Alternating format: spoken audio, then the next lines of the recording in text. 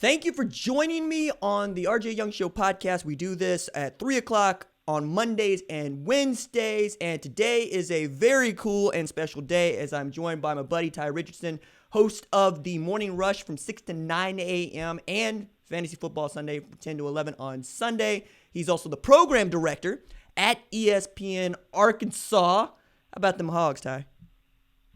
RJ, first of all, thanks for having me on. I am a watcher of your videos on a weekly basis. And second of all, how about them Hogs, baby? They're looking good off the bat. I don't care what you say. I don't care how optimistic of a fan you were. You did not anticipate them they should be 3-1. They're 2-2 in the SEC eyes, but this football team is 3-1. You know it, I know it, and everyone in college football knows it. Well, I say everybody in college football knows it, but they still won't rank them because they're cowards. Like, I've been on this for a very long time, and I guess it's because I've also been watching closely what Sam Pittman does at Arkansas. You know, if you watch this show, you know that I am a fan of my kids, which are, Oklahomans, kids from green country. Sam goes and recruits them, got them as transfers and Levi Draper and guys like Miles Slusher, but then they redid this whole conference schedule thing, and they gave Arkansas the toughest schedule in the history of the sport. And I was looking at going, oh my God, not for the first year. And I'm going, all right, if they win 2 games, everybody should be happy. And I mean that. Everybody should be happy. And now, even on paper, right, being 2-2, I'm amazed by this. But also, like, if you were paying attention to what Arkansas did against Auburn, you rank them the next week. Why? Because everybody's paying attention to what Indiana did to Penn State. I don't see a difference here, except for the fact that perhaps I believe more in Michael Penix Jr. than I do in Bo Nix. But I'm not going to penalize Arkansas for that. And yet, here we are with them having to probably topple a top 10 team just to get some recognition, dude. RJ, I think growing up in this state, you always feel like you have an inferiority complex. I remember going to New York when I was 6 or 7 years old, and we had some people there that weren't tourists, but they were natives of New York, and they asked me as a 7-year-old kid, do you guys have electricity and shoes in Arkansas? As I'm wearing shoes, as we're legitimately vacationing in New York. And again, I'm not the most intelligent at the time at that age, but I was so aggravated and frustrated. And I know that doesn't exactly bleed over into the football conversation, but there's always people that are going to look down and disparage Arkansas. To a certain extent, Oklahoma as well. I mean, you live in Tulsa. I'm sure you felt that a time or two when meeting college football people around or just people around in general. And it's frustrating when stuff happens like this. And Arkansas always gets the short end of the stick when it comes to officiating, not only in the SEC but in the old Southwest Conference days. And there are so many different examples you can point to. In fact, there was a video made recently by Hoggy Bones, one of the best Arkansas YouTubers out there, that went back and detailed all the times Arkansas was screwed over by the SEC officials. The Auburn game stands out. And I hate, and you probably are the same way, I hate when the SEC puts out a statement. They're like, we screwed up, but we're trying to displace the blame. It is just so aggravating, frustrating, and irritating for Arkansas fans to continuously be on the wrong side of a bad call. And once again, the Auburn game, it showed up. I agree with you. They should be ranked. I know Breckman Murphy has them ranked. I think Tom Murphy here at the Arkansas Democrat-Gazette had them ranked. Brandon Marcel, I believe, have them ranked. There's a few college football writers that have had Arkansas ranked. If they beat a top 10 team in Texas A&M in Kyle Field Saturday night, there's no doubt in your mind, there's no doubt in my mind, they will be ranked come Sunday. Well, all right, so first I sympathize with, do you guys wear shoes and have electricity, running water? There was actually a beat writer from Indiana that got a job covering the Sooners for the Oklahoman, which is our paper record, right? Mm-hmm. And she asked in a group of beat writers as we were driving from one place to another, are there teepees? Because I see signs for smoke signals. And we oh, my goodness. I'm like, dude, okay, and I get it. Flyover country to some folks, but I'm very proud of where I am from. I'm also very proud of the reputation that we have cultivated for ourselves that is built primarily around football, right? And I believe that's the same for the Razorbacks. Like, we are, the pro team is the college team, right? And everybody knows it. But to another point that you make about folks that are actually paying attention to what Arkansas is doing or what they should be credited with doing in the case of Auburn. I also want to ask about how things are going inside the program, because I'm following this conversation about the game being moved to Kyle Field with no return trip to Fayetteville. Now, I just believe that it was right that, you have the return trip to the Ville next year, and yet somehow Yurachek's going to let this slide and say, no, for the COVID protocols, we need to do this at Kyle Field, and we're okay with not having Texas A&M at home in a year, by the way, where you were also going to get Texas at home, which I thought would have been awesome, because then you get to crown yourselves Texas State champs if you beat them both in the same season. What do you think about this, man? So I want to start by saying I think there's been a lot of credit, a lot of love that's been given to Hunter Yurachek at this point. He hired Eric Musselman. So far, that has been an immediate success. Sam Pittman, which is the biggest hires he's made, the biggest move he's made as the athletic director at the University of Arkansas, when he got ripped for that by the college football world initially. That so far has been a success. Putting Nolan Richardson's name on the court, which I know he didn't have the most hand in, but allowed it to happen, was part of it. Success. So he has done things at the University of Arkansas that a lot of people have been proud of and commended it for. But this morning, there was a lot of anger and frustration that was voiced on our radio program, The Morning Rush, about this. Now, here's my opinion on the matter, and we've yet to talk to Hunter Yurachek publicly or privately about this, so this is just an educated guess and really an educated opinion from my perspective, RJ. I think as of this year, somehow, some way, Ross Bjork swindled Hunter, swindled Jerry, probably complained, moaned, did whatever. We have to play in Kyle Field because of COVID stuff. And listen, COVID's no joke or anything like that, but we've seen other neutral site games. One you're familiar with, obviously, Texas, Oklahoma in the Cotton Bowl. Right. Georgia, Florida in Jacksonville. So that's not like it's completely unprecedented to play a neutral site game. But they got it. They're playing in Kyle Field on Saturday night, which will make the victory that much sweeter if the Hawks achieve it.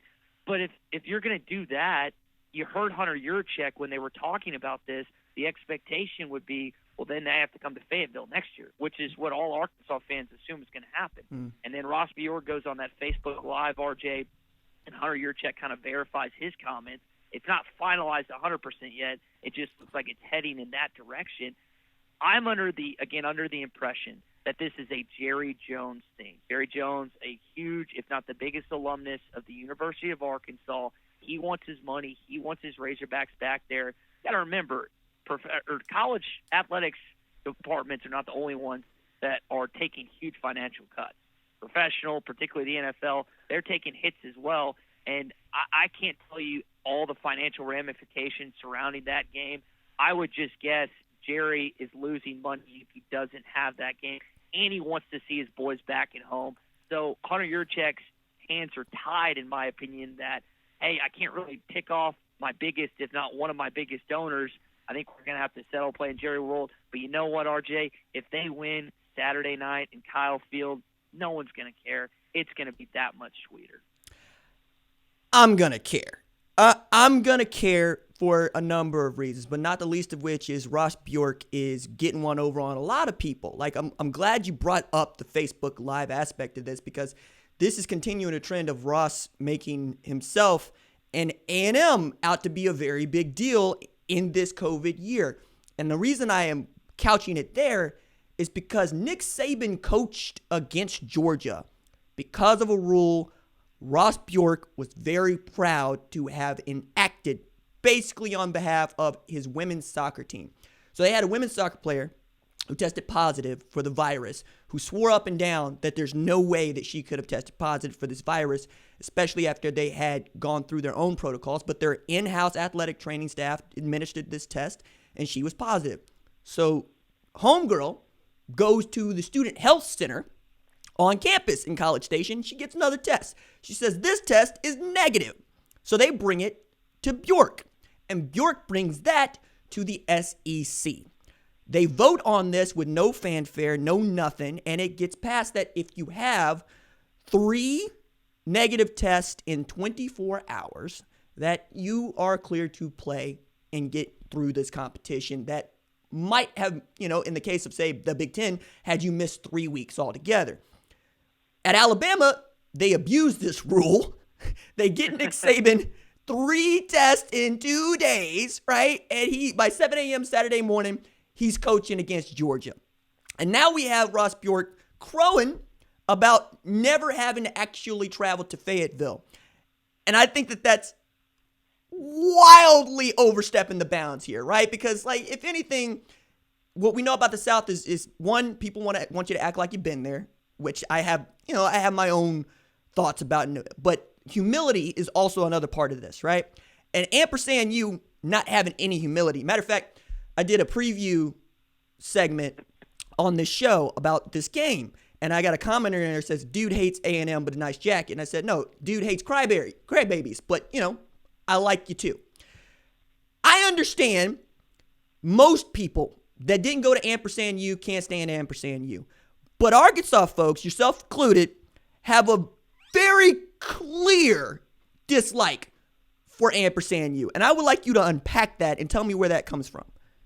RJ, I liked you already, but this interview, this show is making you like me, or I'll be like you even more. When it comes to Texas A&M University, there was no one more arrogant, no one more boisterous, no one more cocky, no one that deserves to be talking like that when, correct me if I'm wrong, I believe this is correct, they have not won a national championship in football, basketball, or baseball since 1939. I believe I'm correct in saying that. These are people, these are fans, and all we did today was tell Aggie jokes on the program, and it was hysterical. I just don't understand where their confidence comes from. And it's confidence when you have something to be confident about.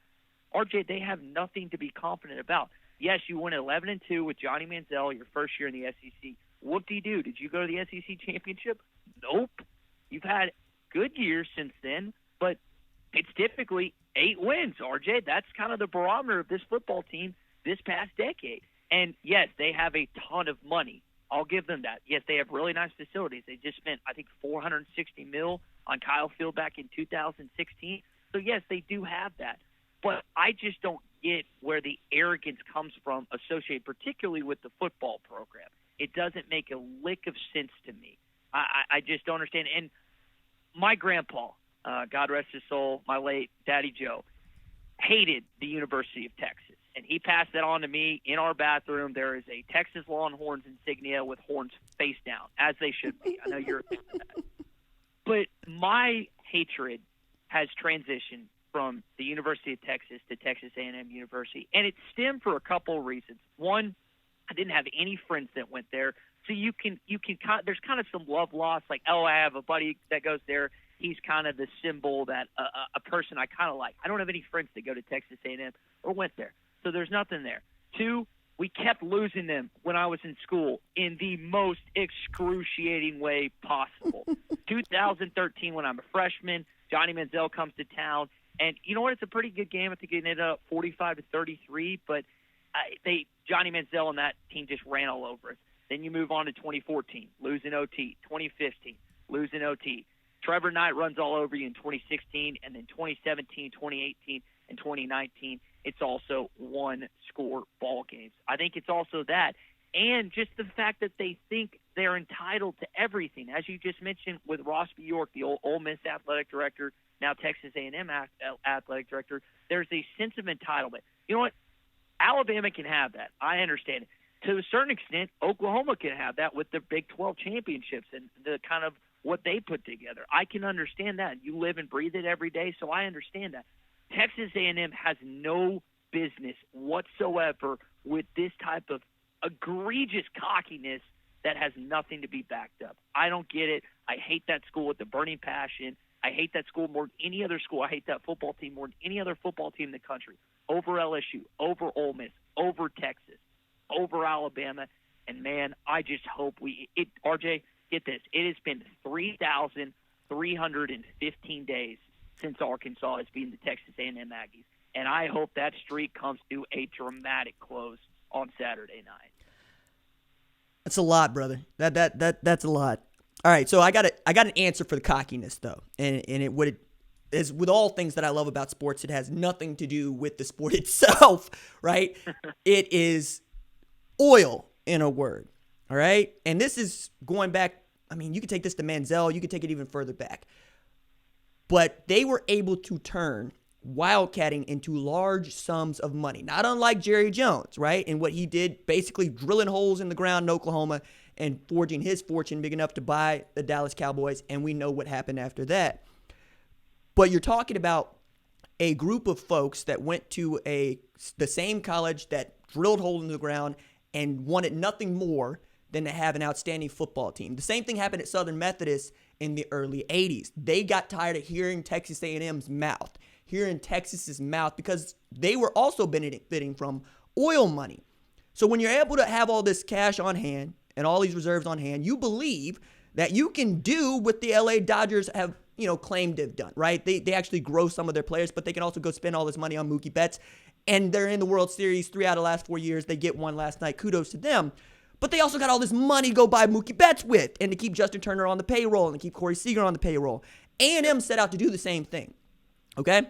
They tried to do it with Eric Dickerson. Eric Dickerson took the Trans Am, drove it all the way back up to Southern Methodist, right? That's what it is. They're going, we ought to be able to buy these players. We ought to be able to buy the best coaches. They spent $75 million in 10 years on Jimbo Fisher because they believe they should be able to buy these things. And nobody is happier because they got money. You're more secure. You feel like you can take care of some stuff, but you're not happier because nobody's happy about anything they didn't earn, right? If you didn't have to work for it, it doesn't mean anything at all to you. Ampersand U lives and breathes this. They spend all this money on Kyle Field believing that it's going to, and I'm quoting the chancellor here, we want our opponents to piss in their pants when they step foot in here and see and hear the 12th man. Problem with that is most of the teams that they're playing, whether it be the Big 12 or now the SEC, ain't scared of a damn thing because they had to go out and earn this everywhere else. As if Ampersand U is the only university that has an enormous stadium that they can fill.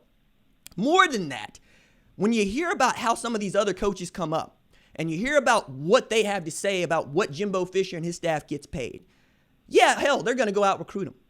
And they're going to want nothing more than to beat them up. Now, what I find to be just a little bit inspired about Ampersand U is they don't care that the rest of us dislike them.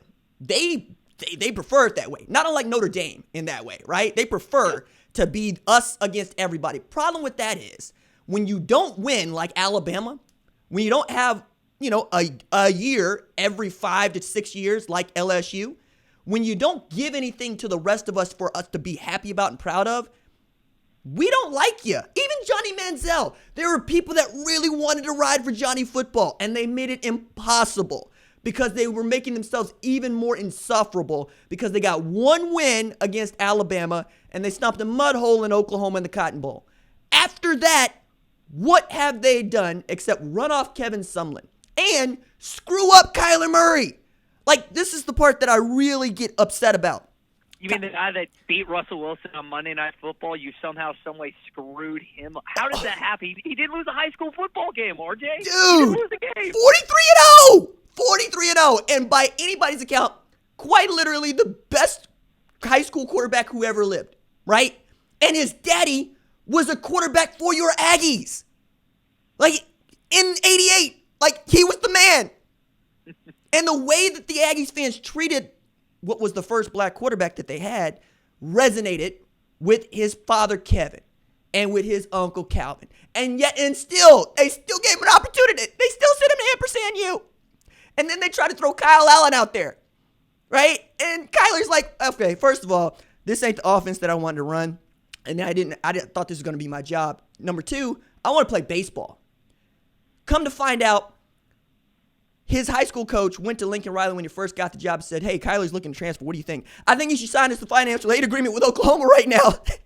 And he browbeat him into it. He signs it, and they give all these stipulations. They say, we're going to play baseball? Cool. We only guarantee 1 year of football? Cool. But I think, if we get an offer to play baseball, we're going to take it. And Riley said, as long as I get that 1 year, I'm good. And they kept their word. Even after getting drafted number 9 overall, they kept their word, and that ended up being, the best choice for everybody. But that could have been you, Ampersand U. That could have been y'all. And instead, what do we get? We get them trying to claim Kyler Murray as a Heisman winner. That is what I will not ever understand, because I don't want anybody else's stuff, man. I don't want to claim anybody else's stuff. I want to get it myself. And that's one of the things that I like most about Arkansas football, right? Nobody at Arkansas is claiming that they would be better in another league. Nobody at Arkansas is claiming that they would go beat up on the American teams. They're saying, no, we're in the SEC West. We want to win in the SEC West. We were really good. 2011? Number 3 in the country? Do I have that right? Is that the highest rank?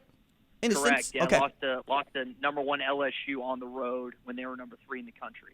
And that team played in a national championship, right? Correct. You know the other team they lost to that year? It's Bama? Bama. Yeah. The only 2 teams in the national championship. Golly. That's allowed to do that year. Nah, man, but that's how it is. That's what it is to play in that division of that league. And now we're in this place where it feels like the defense is carrying Arkansas, dog. And I'm not used to that. I've never been around for Arkansas football's defense being what you hang your hat on. Is that how you feel? You're 100% right, and there's a lot that we have to unpack there. Number one, you speak of the coaches that Texas A&M hired. You mentioned Dickerson. There's Dennis Franchione. There's Mike Sherman. Now Jimbo Fisher, Kevin Sullivan. There's a lot of guys that got paid good money. And by the way, Jimbo's contract, for those who don't know, he does not have a buyout if he leaves the school. Now, if he gets fired, he has a fat lump sum that's coming his way. But if he leaves for another job, doesn't owe the university a cent.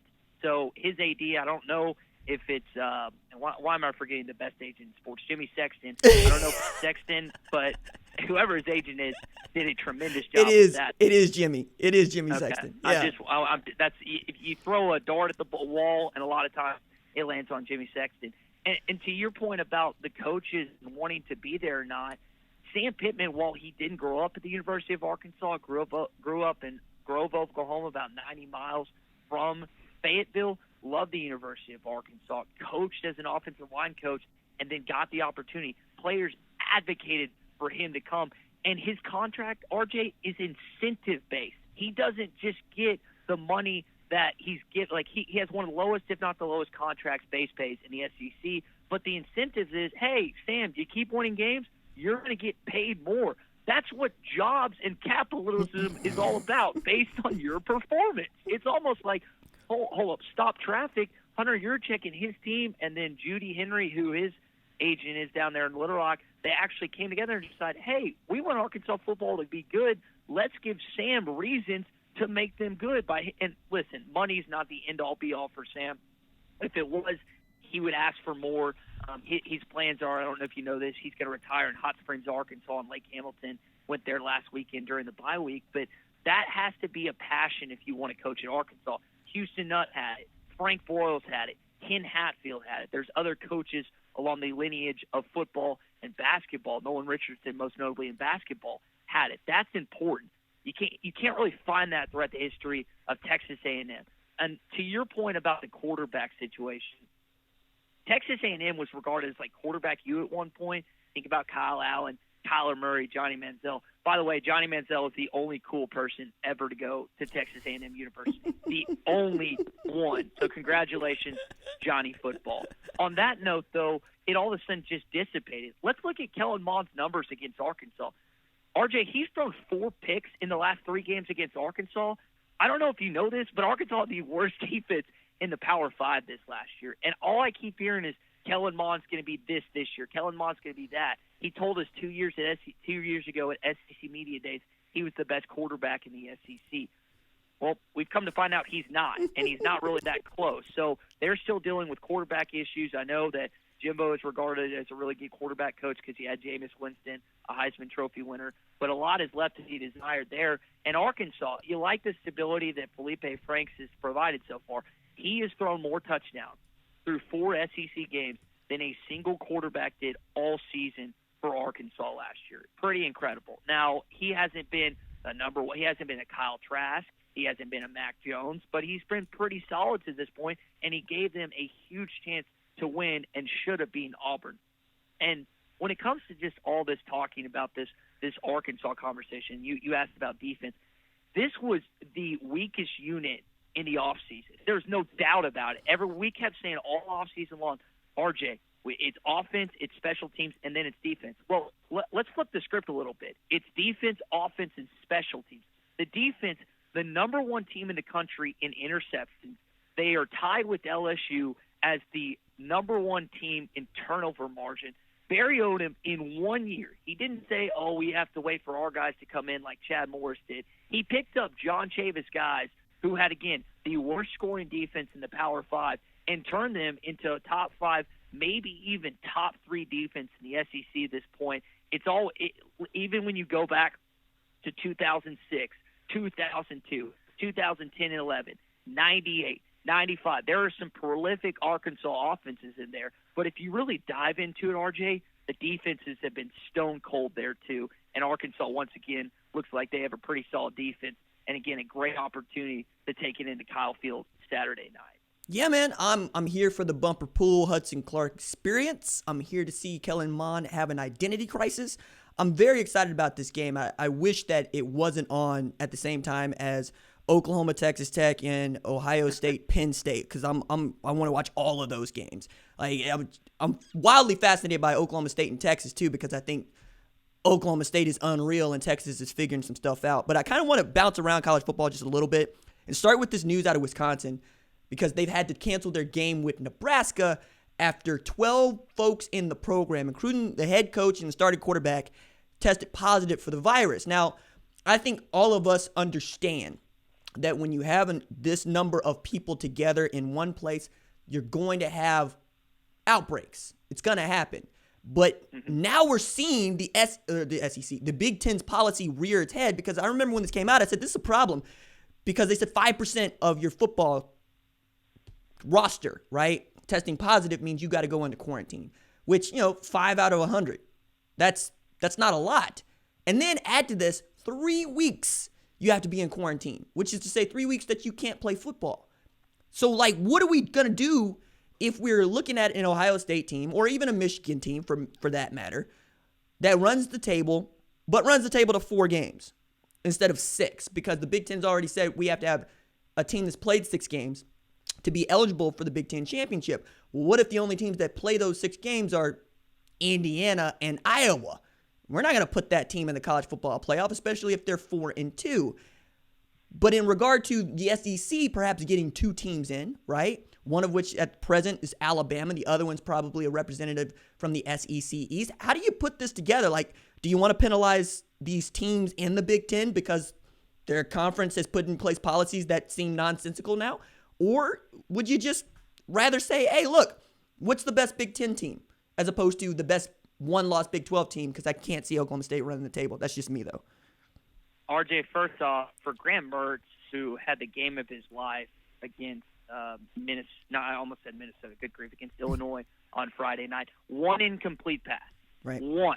Just ran over the Illini defense, who I actually have 2 buddies that work within the equipment department there for Illinois, so I kind of feel bad for them. But that being said, RJ, incredible performance. And for Paul Chryst, all of a sudden you get a big-time win, and then now you have COVID. Your starting quarterback has COVID. I think they're either second or third string quarterback has COVID as well. It's just a tough situation, and I just don't understand. Isn't and you know the CDC stuff better than I do. Isn't it 14 days across? Why is the Big Ten different than what everyone else seems to be doing in college football? I don't understand it. Now you have Wisconsin's season in jeopardy. They were going to play, I think, Nebraska this weekend. That game's canceled. I just don't understand it. I don't have a good enough medical background, and I haven't been doing enough in that department to give you a well-versed answer as far as that goes. Frankly, dude, I just don't understand it. And now we're in a situation where Wisconsin's season is in jeopardy, and it sucks for the Badgers, man. To your point about the CDC, right? We've heard that 14 days is what you need to quarantine yourself for, dating back to March, right? 2 weeks. 2 weeks for this virus to run its course and for it to no longer be in your system, isolated from everybody else. It dies on its own. The answer for the Big Ten lies in a number of places for me. The first of which is they don't feel good about being bullied into having a season that they had already canceled. I don't know how you could not feel as if that is, what's going on based on how Kevin Warren had to take all these bullets on behalf of the 14 presidents and chancellors. And he's getting roasted in his first year, really, as the Big Ten commissioner, right? He's even being asked questions like, would John Delaney have done this? Well, I mean, Kevin Warren runs the Big Ten. Let him run the Big Ten. But to that end, you also already had a split of coaches, of presidents and chancellors that wanted to see this season had and didn't. The president at the University of Michigan is an epidemiologist. I could totally see him going, no, I want 21 days, because Michigan was also one of the last programs to fall in the line when it came to re-voting on this issue, even as everybody else, not, named Schlissel, wanted to play football, which I thought was, interesting, because he's the dude that makes that decision. It doesn't matter what your athletic director wants or your $7 million head coach wants. The dude making that decision runs the university. Say it louder for the people in the back. I need people to understand it's not the ADs that make all these decisions. Right. No, I mean, and that's word, right? But you also had presidents that were like, at Ohio State, for instance, I want to play football, because she's in her first year. Like, she just became president in June, and she traces her lineage all the way back to the 19th century with family that went to Ohio State. So she knows what it is, right? And she also knows what Ohio State is to the Big Ten, which is forever. She wanted to play football, especially knowing that that Cincinnati was already going to be playing football, because the American was like, we can't afford to not play football. We got to get these checks. So you're looking around and you're seeing all these other teams that are playing football. And then you have arguably the best player in college football going, I want to play football. Matter of fact, put it out here. I have a big piece coming out about Justin Fields later this week, and I'm very excited about it. So watch the Twitter feeds and whatnot for that. I will be watching that. It is now Trevor Lawrence, Justin Fields. Mm-hmm. There's probably another marquee guy or two out there. You got to give them credit, and obviously we can talk about the Nebraska parents and their players that. Hell, the Michigan parents. Yeah, Michigan. I mean, there's a bunch, but I got to give credit to the guys that spoke up. Those two in particular, because Trevor's number one, Justin's number two, probably the biggest names in not only college football but college sports. For them to come out, and the other thing is, Trevor doesn't need to play football to guarantee his NFL career. Neither does Justin. No. They're set, right. And yet they want to compete and they want to play. And again, nothing coming out of Ohio State with Ryan Day, and it would just be such a bummer to see these guys. Like, these are exciting college players. We're not going to get to see Justin Fields in Ohio State uniform after this year. We're not going to get to see Trevor Lawrence don the Clemson orange after this year. Wait, he said yesterday, I'm going to jump in there because that is news. No, don't do this. But what did he say, though? What did he say? I only go off of what he says. That's why I'm putting it out there. Let me ask you something, RJ. Do you buy into the Jets? Trevor, listen, if I think I'm going to be drafted by New York, I'm coming back to school. Do you think there's any truth to that conspiracy? Dude, let me put it another way. Eli Manning said, don't you dare draft me, Chargers. I won't go. Dude, I think what would happen is they would force a trade, right? The Jets would be made to understand we can get something for him. We can get a lot of other things for him. And you know what? Justin Fields is probably still there. Whether or not Justin Fields would force a trade is also wild and interesting, because the Jets are a dumpster fire. And I think a lot of that would have to do with who's the head coach, right? We could talk about Joe Douglas all we want, which, we should. That's the general manager. But Adam Gase is the person that everybody wants to see gone. If you're able to bring in Eric Bieniemy, right, or someone else that you absolutely love and adore, perhaps that's a different look for the Jets. Now, I am of the ilk that I want to see the Atlanta Falcons push, Matty Ice out there and then go get Justin Fields and Eric Bieniemy, because Justin Fields is from the Atlanta area. Bieniemy is doing outstanding things with Patrick Mahomes. And the Falcons fans, like Arkansas fans, deserve a little bit of hope and, of fun, if nothing else, right? But to the point about, Trevor Lawrence, I think that dude loves being in college in a way that the rest of us don't really love being in college. And I think there's something to be said about the big man on campus, right? And understanding that you're never going to be a bigger deal than you are right now, especially in a place like Clemson, which has 17,000 residents. Think about that. 17,000? I got more than that living in my neighborhood. right? So I can only imagine what it's like for him to be that guy for them at Clemson. What can't you do? So I can totally see him just wanting to come back for another year and saying, let me just pick up my MBA while I'm here. Does that make sense? No, that makes 100%. And you bring up a point that I often stress, RJ. I'm not far removed from school. 3 years ago, sometimes it seems like a lifetime ago. Sometimes it seems like yesterday. And what I always pointed out, this isn't just applicable to football players or basketball players, but some people just really enjoy school. Like everyone's always saying, you got to go to the NBA, you got to go to the NFL, you got to go to the majors. Some guys and gals too, they like being the big man or big gal on campus. It is fun when you walk around and people know who you are. Like, it was fun for me senior year when I had a good core group of friends and a lot of people just from doing radio stuff, just from talking with different people. I enjoyed knowing a lot of people on campus, going out to bars or whatever. That's just fun. So I understand, dude, like, and you bring up the level that Trevor's experiencing at Clemson with just this small enrollment on that campus and just in that town itself. Not a single person doesn't recognize Trevor Lawrence when he walks in the grocery store. I don't know if he does online classes. I bet he probably does. But everyone knows who he is, and that might get on my nerves eventually. But there's just something cool about it, man. I enjoyed college, and I know a lot of athletes that have been to college enjoy it because you're recognizable and visible, man. No, man, and that's where I'm at with Travis Etienne too, who chose to return. Like, people forget that man was draft eligible, and he decided he wanted to come back to Clemson. Now, I am of the mind that I want to see Justin Fields and Trevor Lawrence go at it one more time. I just so want it. Also, shout out to Noah Gordon on the Super Chat. He asked, if Oklahoma State wins out, let alone wins a playoff game, 2020 will have officially killed me. Like, I mean, I'm there too, dog. Like, to that end, talk a little bit about the Big 12. Believe it or not, I'm the guy that's getting criticized because I don't have a lot to say about the Big 12. And I'm going, what do you want me to say except that Texas is underperforming once again?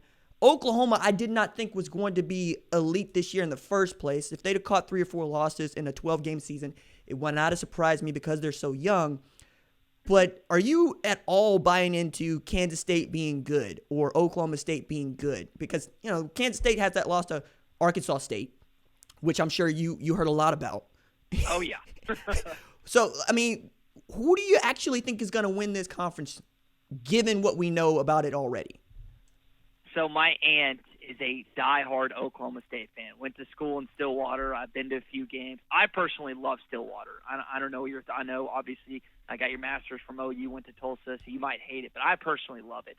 To me, I'm very curious to see what happens in Bedlam this year. My buddy was going to go, but obviously with COVID stuff, he's not going to make it down there. That is going to be a very interesting game. And Spencer Sanders, the dynamic of him going up against Spencer Rattler, two quarterbacks that can get after you, both throwing the football and running the football. I mean, the difference maker is going to be Chuba, right? We saw him against Iowa State break like 5 tackles and go to the house. This guy is one of the best running backs. You just mentioned Travis Etienne. I think he probably holds the title and is going to win the Doak Walker Award as the best running back in college football. Chuba's not far behind him, man. And Mike Gundy, they have a defense this year too, and they haven't necessarily had that in previous years. They've had maybe 1 or 2 defenses. You're like, oh, this Oklahoma State defense is pretty good. Well, this is one of those defenses in 2020. Skylar, what am I saying? Spencer Rattler, I almost said Skylar Thompson. I was talking about, I don't believe in K-State, RJ, because Thompson's out for the year. Right. I'll just leave it there. Mm-hmm. But with Spencer Rattler, he's thrown a lot of interceptions this year where you're just like, I guess this is just because he's technically a redshirt freshman and he's still kind of learning Lincoln system and stuff. I'm curious if Oklahoma State can force him into mistakes in Norman and get that victory, because I think they're going to trip up along the way. I don't know who, but Oklahoma is still going to have a chance to win the Big 12, in my opinion, because I think Oklahoma State is going to trip up along the way, and I think that game is going to be pressure-packed. Is it weird to think that I still think Oklahoma is going to somehow find a way to win the Big 12 this year? I just can't believe in Kansas State because Skylar Thompson's out for the year, and I just got a weird feeling that Oklahoma State's not going to be able to get over her hurdle. I hope my aunt's not listening to this part of the show because she's going to be mad at me, dude. Well, I hope she is because, I mean, if nothing else, sobering and objective conversation about these two, at least as objective as we can be, and as far as we take what's in front of us. If Oklahoma State was just destroying people, that would be something else entirely. As for me, like I did like 30 hours of my PhD at Oklahoma State before, stopping to do this. So, okay. I mean, I'm familiar with the campus, and I spent a lot of time, going to classes there. But the thing about Oklahoma State that bothers me is Spencer Sanders is their ceiling. When they got a better quarterback on the bench in Shane Illingworth. Like, he showed that. Like, Spencer Sanders goes down. Illingworth comes in at 6'4", about 240 pounds, and is launching bombs. And he's hitting guys in stride. And I said, holy crap, Oklahoma State's got a quarterback. And then Gundy decides that he's just going to run with Spencer Sanders anyway. This is a guy who's had 17 touchdowns to 13 interceptions in 12 games and puts the ball on the ground. I can't have that guy as my quarterback. Like, especially for them, because they need to have a dude that's going to operate between the snap, throwing Tylan Wallace the ball, and handing the ball to Chuba Hubbard. And let Charlie Dickey do what he does with that offensive line, because their defense, especially the secondary, has been playing lights out. So they got a shot here. And as far as frustrating Oklahoma, I don't think you're unwise to choose to believe that Oklahoma still got an opportunity here and Oklahoma can beat Oklahoma State, because 5 straight Big 12 championships, 3 straight trips to the college football playoff, and what most people believe is the most capable play caller in the sport. Like, that's just what it is. Yeah, and correct me if I'm wrong, they haven't lost to Oklahoma State since the Tyreek Hill game in 2013, right? That is correct. And they came close in 2018. Like, if Corndog does not, if he doesn't, dude. Holy cow. And then we got Trey Brown acting as if, he had stopped something from happening. Nah, dog, you were going to get roasted. It's just, Cornelius threw that ball in the ground. If he throws that ball to Tyler on the numbers, they win that game. So they've been close, right? And those games are always fun. Like Mason Rudolph versus Baker Mayfield in 2017. That was also wild, right? They'll put up some points. But with these two quarterbacks, Rattler's the guy that's more likely to go get you 400 yards through the air. He might throw 1 or 2 picks, but he's also going to throw 5 touchdowns. And can you run with these wide receivers who are really outperforming expectations, as Oklahoma has not been full up at wide out for some time? I think that for me, watching what Texas does this weekend against Oklahoma State, it's going to tell me a lot about who Oklahoma State is. I'm with you on Kansas State because Will Howard is just not that guy for me, even as Deuce Vaughn is holding it down for us short kings. I'm telling you, dog. With the 5'5" Deuce Vaughn, the 5'8" Brendan Radley Hiles, you got 2 of my favorite dudes in this league, because both of them dudes, we got to use the step stool if we want to get somebody's attention. But we out here making it happen, and y'all saying our names because, well, we're everywhere. You can't actually water us down. We're going to get into your chili. I'm thinking that Iowa State still has an opportunity here as well. Is Brock Purdy? Let me ask you something there. Is Brock Purdy the best quarterback in the Big 12? He earned that title? Dude, so going into last season, I thought it was Charlie Brewer, right? And with the concussions and whatnot, he's put that into some sort of flux. But right now, I don't know that Brock Purdy. Let me go at this another way. Brock Purdy is the most polished quarterback in the Big 12 right now, which is a wild indictment of Sam Ehlinger. But Spencer Rattler's the most talented quarterback in the Big 12. So it's a question of which do you want, right? It's a flavor test at this point, because, like, Purdy was getting stymied against Oklahoma State. Like, he could not complete a pass. A lot of that has to do with the Oklahoma State defensive back group, but if you're going to be the best quarterback in a quarterback league, you got to be able to carve up every secondary, right? And at the very least, Rattler has shown that he can carve up everybody that you put in front of him, even in games they lose, right?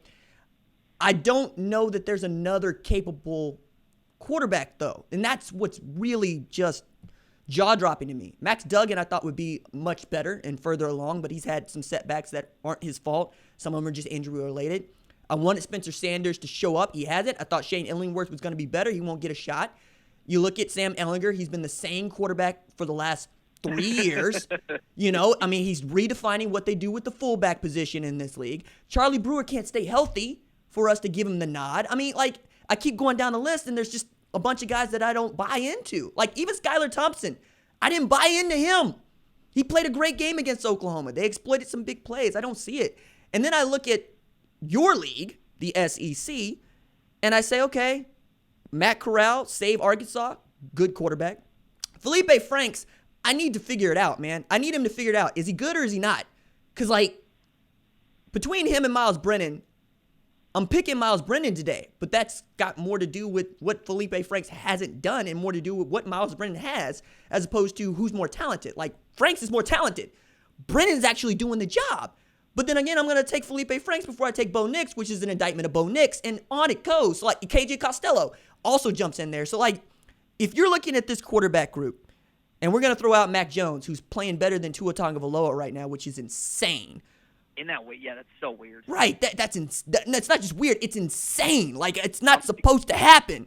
Also, Jalen Waddle's injury is going to have a big effect on that, though, RJ. Do you think so? Like, John Mitchell had 7 catches for 151. Yeah, but to me, that's more of a, you speak of indictments, I think that's more of an indictment on Tennessee. Jalen Waddle is, a top 3, maybe the number 1 wide receiver in college football, right? I mean, he's at least top 3. Yeah. So, yeah. Mm-hmm. I know Nick Saban got on that rant. You just think we blank out players here in Tuscaloosa. Because you do. Yeah. I got a weird – I don't know how much it's going to affect the offense, but Mac is not going to finish with better numbers than Tua by season's end, through 10 games at least. I can't see it without his boy Jalen Waddle. Well, man, that's saying a lot because, like, I've been watching John Mechie, and he's playing the position that Waddle played last year, which is why I believe in him, right? Because last year was Henry Ruggs and Jerry Jeudy, and everybody's going, yeah, but the Waddle kid, right? And before that, right, Jerry Jeudy in the slot. Again, 2018, I remember saying Oklahoma's going to get torched by this RPO slant inside route because you have nobody that can cover it. Nobody. First play from scrimmage. Tua sees the matchup on an outside linebacker, and Jerry Jeudy says money, and that dude took it 60 yards. So, like, I get that everybody wants to put a lot into Jalen Waddle, but they're just not built in a way that says Boobie Miles when you look at Jalen Waddle. Now, Najee Harris, you might have an argument for me because Brian Robinson hadn't got that many opportunities. But even behind Robinson, they got a 5-star tailback. They got Trey Sanders coming back from injury. They're loaded at every position, and I picked them in January to win the national championship. If Clemson or Ohio State win, fine. But I'm still riding with Alabama, even as their defense has been historically awful in the Saban era in the secondary. They seem to be figuring it out because they just have more talent. And so, to that, I'm asking, who's the second and third best quarterbacks in the SEC? Because, like, there seems to be a steep drop-off after Mac Jones and maybe Kyle Trask. That's a good question, and I was hoping you'd say Trask. I can't say it's Kellen Mond because I think you mentioned Sam Ehlinger being the same quarterback the last few years. I think Kellen Mond's kind of in that same category. I'm trying to just go down the SEC list kind of over in my head. It's not Felipe as much as I like to be. It's not Felipe Franks. Well, can we stop there for a second? Because I want to ask you about Malik and KJ. All right? Because, like, I'm a huge Malik Hornsby fan. I understand he played in an offense where they didn't throw the ball around a lot, and he, had one of the better wideouts and tailbacks in high school football last year. But I believe in him in this offense. Why are you running Malik Hornsby out there and not KJ Jefferson in some situations? And what do you think their expectations are for Hornsby at this time? Kendall Briles has been on Malik Hornsby since he was a freshman. Malik Hornsby was flying up the 24/7 recruiting board towards the end of his high school career. Mm-hmm. This is a kid that has a chance to be a major difference maker at Arkansas. The last time Arkansas truly had a dual threat quarterback, RJ, was Matt Jones. And he was one of the most, 6'6", 4'3", 4'4" speed. Greatest athlete I believe Arkansas football has ever had. I mean that. And I think I remember watching a video. I believe you said that before, and honestly, that sounds pretty accurate to me. Malik just offers something, a relationship, and Kendall just knows. That's not to say KJ won't be the starter next year, but there's something about Malik that, when, like, you develop a relationship with someone early on and you just have that.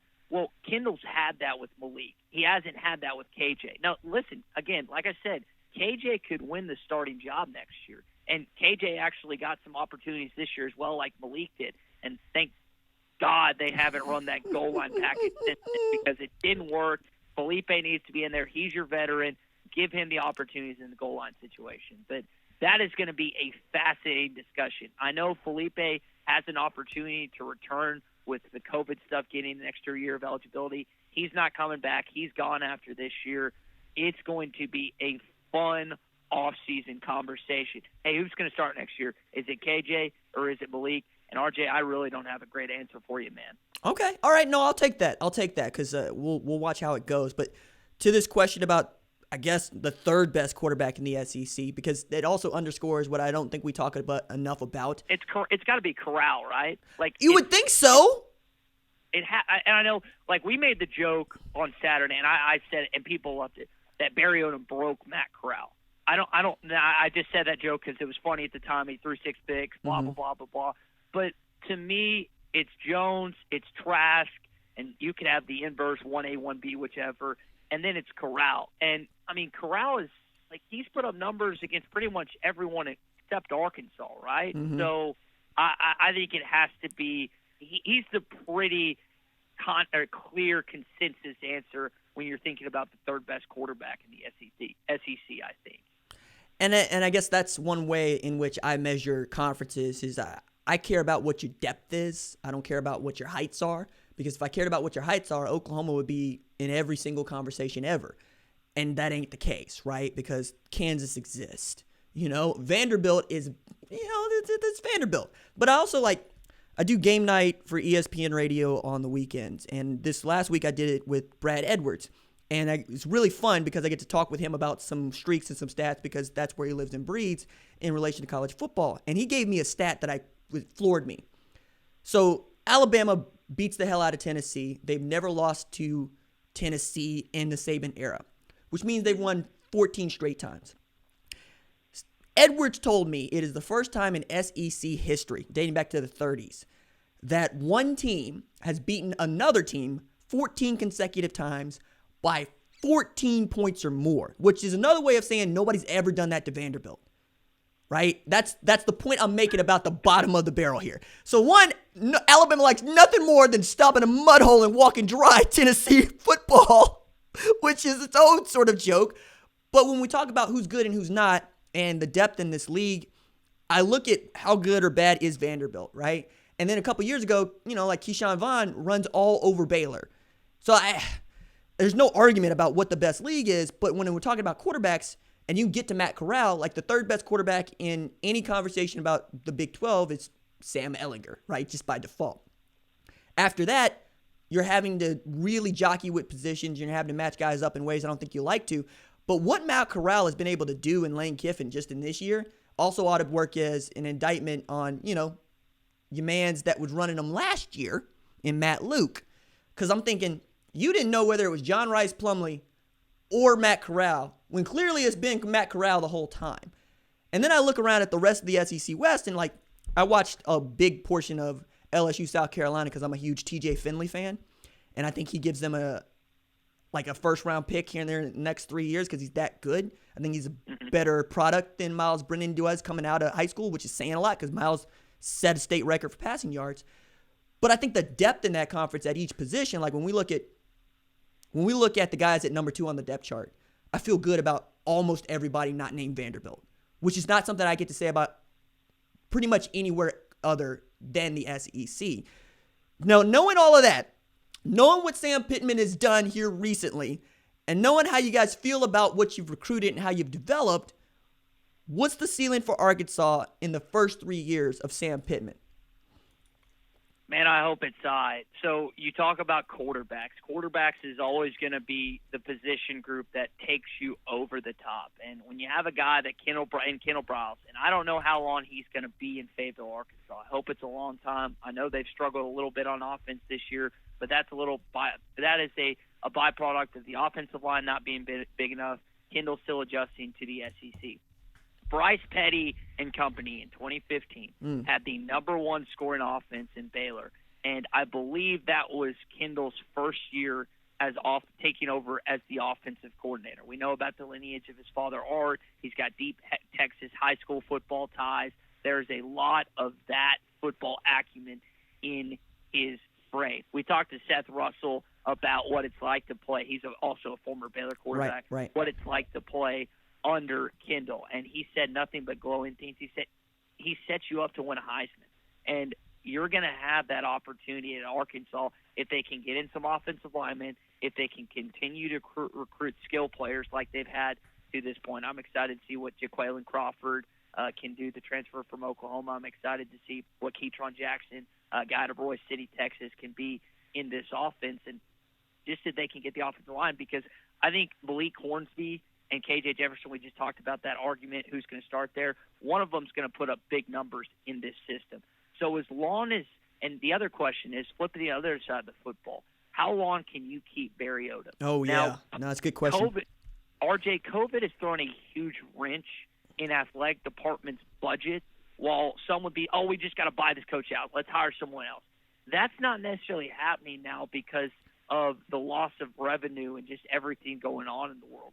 So I think, honestly, and this is just, again, my opinion, I think Barry Odom is at least going to stay one more year as the DC. Probably going to get a raise, well-deserved, at least after 4 games. We'll see what happens the rest of the year. But after year number 2, that's when you should be worried about losing him. And the other guys on the staff, Sam Carter, former All-Big 12 TCU cornerback, absolute stud. Ryan Rhodes was coaching where Sam Pittman coached at Hutchinson Community College. Unbelievable with Bumper Poole and the linebackers. Grant Morgan, they've been incredible. Then you look on the defensive line, Jonathan Marshall leading the SEC in quarterback pressures. Derek LeBron, formerly of Kentucky, has done a fantastic job there. The coaching staff continuity is going to be huge for Sam Pittman. Dabo Swinney has been able to keep that Clemson core together, but more particularly Brent Venables. I would be shocked to see Venables leave Dabo, and if he does, that's going to kind of change the dynamic of Clemson. But people want to coach for Sam Pittman. People want to play for Sam Pittman.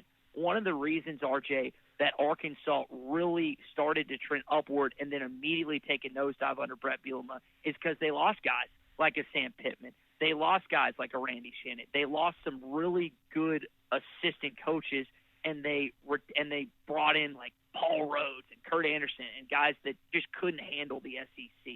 Can Sam Pittman, when these guys eventually leave to take better coaching opportunities or higher opportunities or coordinator jobs, can he replace them with a competent staff? That's going to be a key part of his tenure, RJ. That is Ty Richardson, who is the plug for Arkansas football. Look here, man. I talk a bunch about Arkansas, and I appreciate and am humbled by having Ty listen to anything I got to say. But if you need to know about Arkansas Razorbacks football, listen to the Morning Rush weekdays, 6 to 9 a.m. He's also got Fantasy Football Sundays from 10 to 11 a.m. He's the program director at ESPN Arkansas. And this dude first acknowledged me, and I'm going, dude, I got to listen to you now, because we're out here just chopping it up about Arkansas football in a way that, quite frankly, I haven't been able to chop it up about Arkansas football in some time, even as this claims to be an Arkansas football hotbed. We will see how that goes as they get better. But man, this has been so much fun. I got such good feedback immediately from this. I hope you do too. Follow Ty on Twitter at Ty Sports Radio. That's TYE Sports Radio on the Twitters. And tremendous follow, tremendous for the Arkansas football content. I hope as the Razorbacks continue to do well, that people continue to just come to hear what you got to say, because I'm always informed and I'm always entertained. Ty, dude, thanks so much. Absolutely, man. Let's close on this. One, if you're listening to the RJ Young Show right now, if you're not subscribed, make sure you do that, because I listen, like he says, weekly. Dude's got great stuff, not only his Arkansas takes, but so much more. And second, RJ, I am so bummed that we're not going to get to see the Razorbacks take on the Sooners in basketball this year. So we are going to have to meet another time, either in Tulsa, either in Northwest Arkansas, go eat and chop it up, because we're not unfortunately going to get to do it this year. Hey, but we're gonna meet eventually, and we're gonna enjoy some either Eskimo Joe's cheese fries or some hot spot in Norman or Chalk in OKC, I'm down to go grub with you, man. Have a few cold ones. Right on, brother. We will make it happen. To the rest of you, we will say I'll see ya in a couple hours. Deuces.